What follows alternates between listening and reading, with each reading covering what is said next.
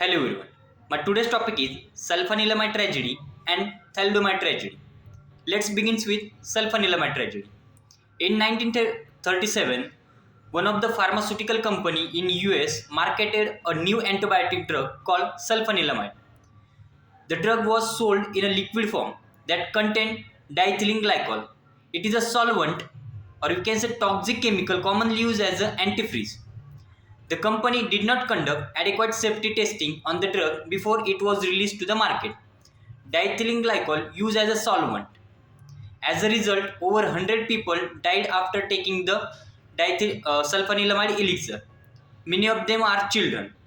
The toxic effects of diethylene glycol included kidney damage, liver damage, and paralysis. The tragedy led to outrage among the public and the medical community. The American Medical Association and other medical groups called for stricter regulation on drug safety testing and the establishment of federal agency to oversee drug regulation.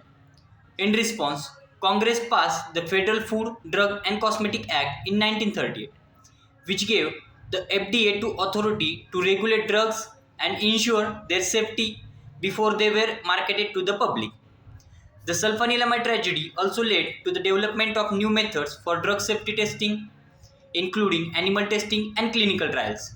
Today, all new drugs must undergo rigorous safety testing before they can be approved for use by the FDA.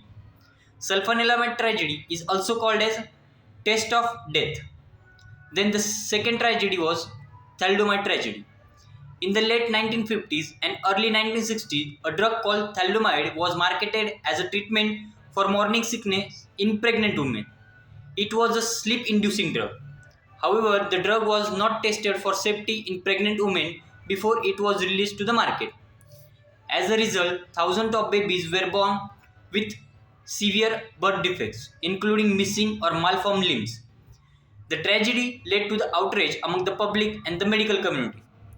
The thalidomide tragedy led to new regulation for drug safety testing in pregnant women and greater scrutiny of the pharmaceutical industry by regulatory agencies. The FDA established new guidelines for drug safety testing in pregnant women, and other countries followed suit. Thalidomide is still used as a treatment for certain medical conditions such as leprosy and multiple myeloma. However, it is strictly regulated and only prescribed under strict guidelines to prevent harm to pregnant women and their fetus. The thalidomide tragedy also led to the greater awareness of, of the need for ethical consideration in drug testing and research.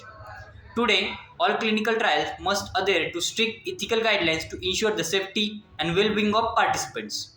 After thalidomide tragedy, pharmacovigilance is made mandatory for the testing of long-term safety of the drugs. It was added in the KFOR Amendment Act. Thank you.